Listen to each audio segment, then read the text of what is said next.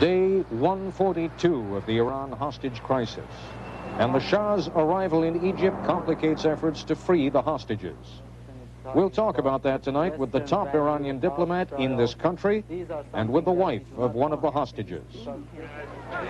Tomorrow, it's the New York and Connecticut primaries. Very likely make it or break it time for Edward Kennedy.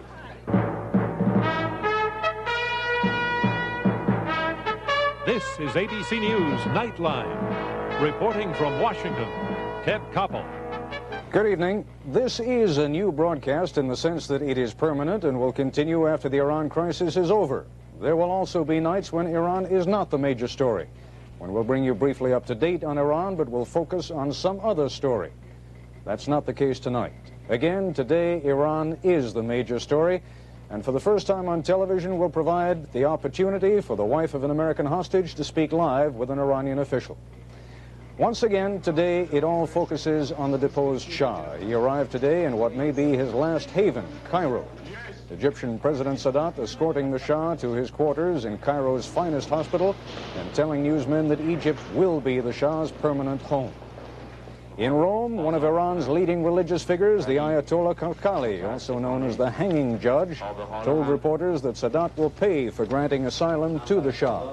Koppel also warned those American hostages accused of spying would be tried and possibly imprisoned. At the U.S. Embassy in Tehran, it is now Tuesday morning. Islamic religious leaders and Tehran radio have been calling for massive demonstrations to protest the flight of the Shah to Egypt. Those demonstrations scheduled to begin within the next hour or so. Because of the Persian New Year, we have no satellite facilities from Iran, but ABC's Bill Blakemore is standing by on an audio circuit. Bill, have those demonstrations begun yet? And does it look as though they really are going to be as massive as have been called for? Ted, right now people are already gathering at about 10 rallying points throughout the city here to march on the embassy, where they should arrive in about an hour. It's a little early in the morning here to tell just how big the demonstration will be, but it promises to be an angry one. The radio and television have been asking people to join this march in order to show their hatred for American plots, as they put it. Bill, U.S. officials here are saying that they don't expect the Iranians to take out any of their hostility against the hostages. That is, hostility because the Shah has left for Egypt. Do you share that hope? So far, none of the Iranian officials, nor the militants at the embassy, nor Ayatollah Khomeini have made any announcements about their next step. It seems clear from some new anti-American films that appeared on television here last night and this march today that we're in for some renewed anti-American dramatics at least. The impression we get here is that the Iranians are still deciding how they will respond to the Shah's move to Egypt, but we should get some more hints about their thinking in about 6 hours when Foreign Minister Gopsadeh gives a news conference here. Thank you very much, Bill Blakemore. Standing by now at the Iranian embassy here in Washington is the senior Iranian diplomat in the United States, the Chargé d'Affaires, Mr. Ali Agha. May I ask you that same question, Mr. Ali Agha? Is your country, do you think, going to take out its anger over the flight of the Shah on the American hostages? I think the fate of the American captives will be decided by the Islamic Constituent Assembly, and so this has been assured repeatedly by President Barney Miller. Of course, it was initiated by Ayatollah Khomeini and accepted by the students in the U.S. Embassy in Tehran. But now, Mr. Ali Agha, the Ayatollah Khalkhali said, as you just heard earlier, that those accused of espionage among the hostages will be brought to trial and possibly sent to prison. It sounds as though we've gone back in time again. First of all, I personally do not have any knowledge about that. I have heard just from the reports here. And however, the overall decision, again, I like to mention, it is left up to the Islamic Assembly in the sometimes in the near future. Mr. Ali Agha will be back with you a little later in this broadcast. In a moment, we'll also have a report on the trials of one hostage family and a live conversation with Mrs. Dorothea Moorfield.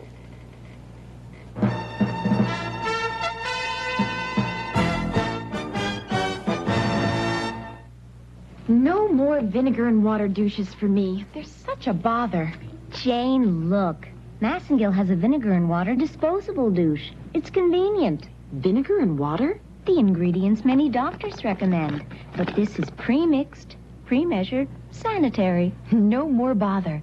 Look how cleverly it's designed. Only Massengill has this special design. The vinegar and water disposable from Massengill. It's specially designed. United Airlines announces 10,000 free round trips to be won in April. It's United's takeoff game. No, I never win at games. You could with this. 10,000 free trips. 10,000? Wow. Choose Hawaii, Florida, anywhere United flies in the U.S. Wow. And you can find out right now if you've won. Wow. Play United's takeoff game on every flight in April. Fly the friendly sky. Wow. Your travel agent.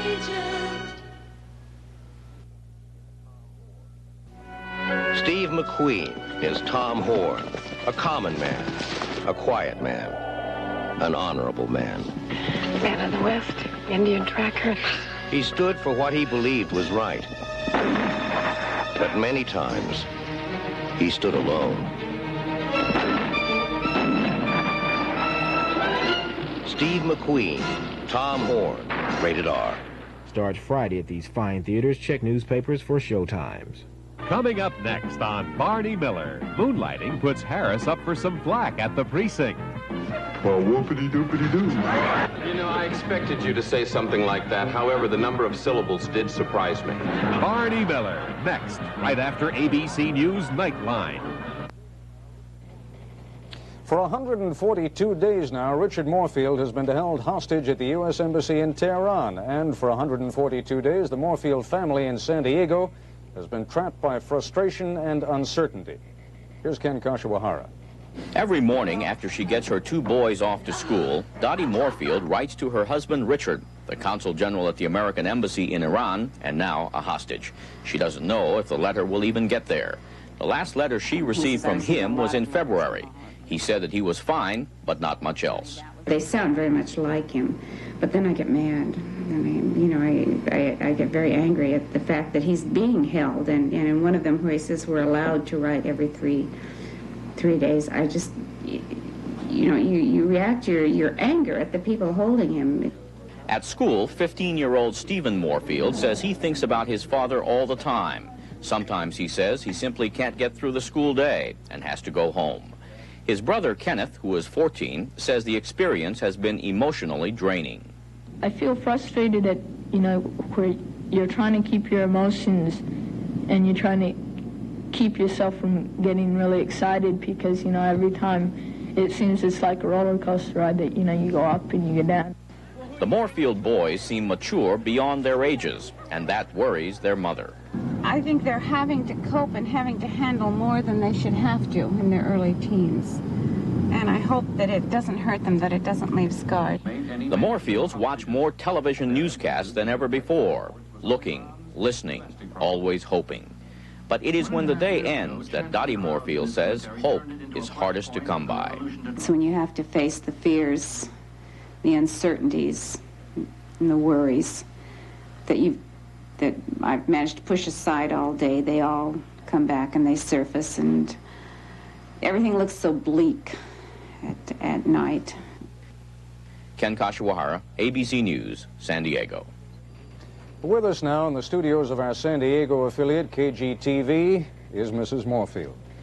I have to ask you, you've obviously been watching television today also. What do you make of it now with the Shah having gone off to Egypt? Do you feel a personal resentment over that, or do you have any compassion for the Shah? I think the Shah is obviously an ill man. I think the choice to go to Egypt was his to make, and he made it. I hope he finds there the peace that he's looking for. Now, what about the hopes expressed by the American administration today that none of this will be taken out on the hostages? Clearly, you share the same hope, but what about your convictions? What about your feelings? I am not sure. I hope it won't be. I assume they've spoken a great deal of justice and honor, and they have promised the hostages will not be harmed. I think I have to hold them to that and assume that they will keep their commitment to see that the hostages remain in good health and unharmed. Is it your sense that the Iranians have kept those commitments that they've made until now? I really don't know, because of course we haven't seen. People have not been allowed inside. There's really no way to tell. Well, Mrs. Moorfield, we'll give you an opportunity to speak to an Iranian official in a moment. We'll be back with Mrs. Moorfield and with Ali Agha in just a moment.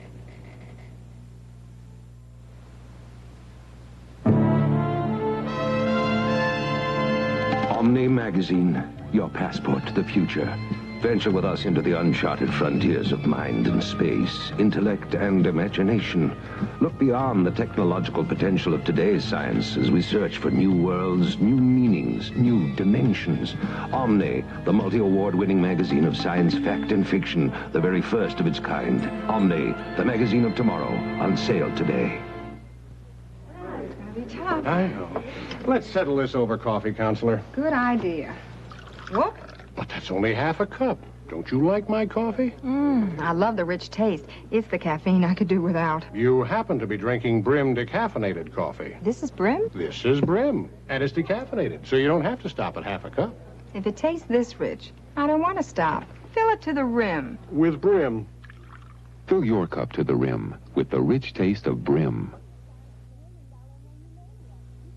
Play McDonald's $1 Million Menu Mania. You could laugh all the way to the bank. I just won $25,000. In all, there's over $1 million in cash and free food prizes, like a Big Mac or an icy Coca-Cola. I won $5,000. Play McDonald's $1 Million Menu Mania. You could laugh all the way to the bank. Oh, man. A lot's changed in Philadelphia since 1866, but they still love stickball on Camac Street, and Breyer's ice cream is still #1. It's still made with sweet, ripe fruit, real vanilla beans, rich, dark chocolate, and nothing artificial. That's how Breyer's made friends in 1866, and that's how we're making new ones every day. Breyer's, the all-natural ice cream, since 1866. With us now live from San Diego and Washington, again, Mrs. Dorothea Moorfield and Mr. Ali Agha at the Iranian Embassy. To both of you, let me say, obviously, the press has been greatly involved in this crisis all along, and it occurred to us here that you two might have a lot to say to each other, particularly Mrs. Moorfield. Is there anything you would like to ask Mr. Ali Agha? Well, certainly my first question is, how can the government of Iran, in view of the fact that your president admits what has been done is a breach of international law, the UN has condemned your country for it, how can you continue to hold these innocent people? Well, Mrs. Moorfield, how could you remain silent in the past 27 years when your government was involved in torturing, killing, and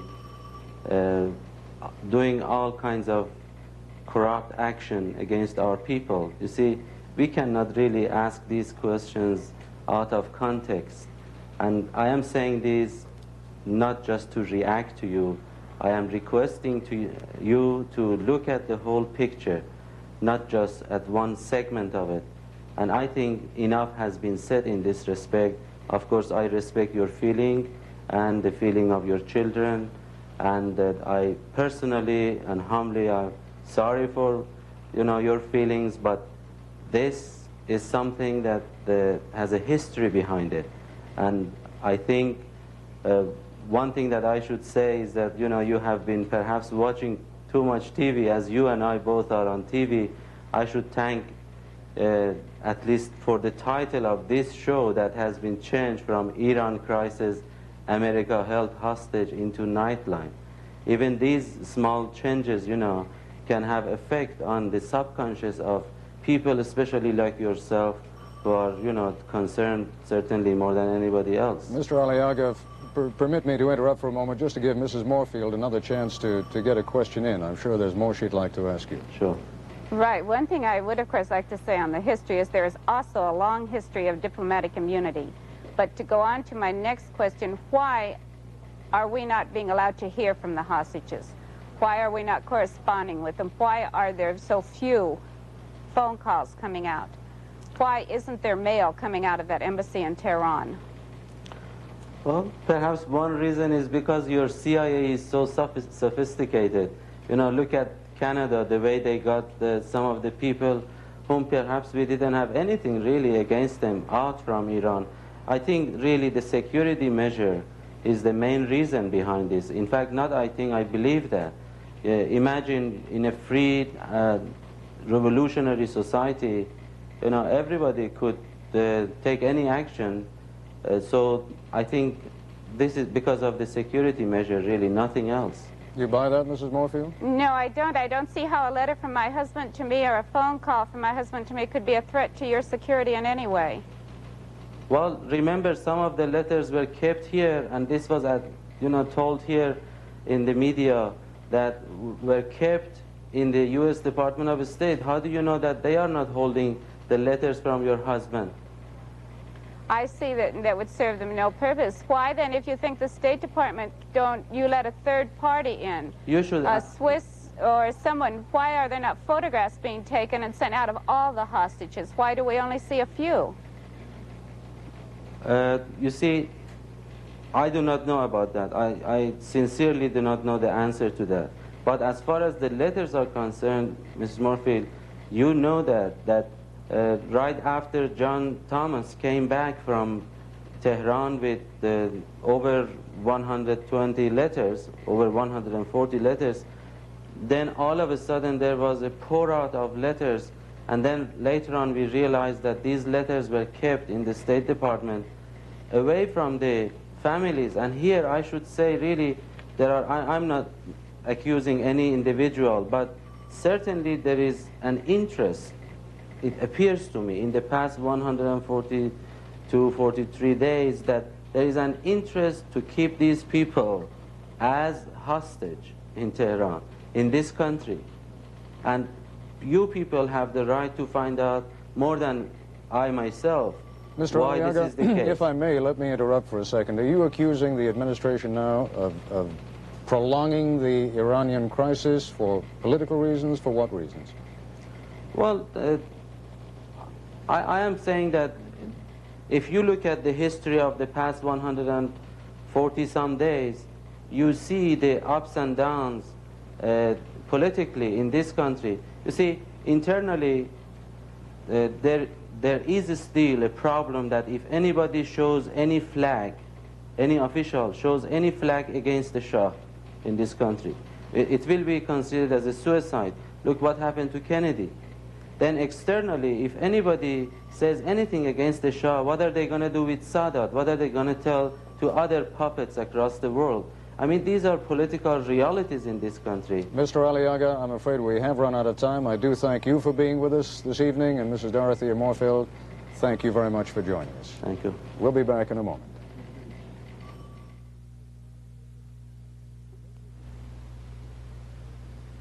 The makers of the laxative most often recommended by doctors announce the great taste of oranges and the natural goodness of grain together in new orange-flavored Metamucil. Made from grain, rich in bulk with no chemical stimulants to give gentle, effective relief from occasional constipation. That is a nice taste. Made from natural grain with a pleasant taste of oranges. New orange flavor Metamucil. I looked at Rabbit, Chevette, and Civic. But once I looked at this new Mazda GLC, that's all it took. Just one look. That's all it took. Yeah, just one look. That's all it took.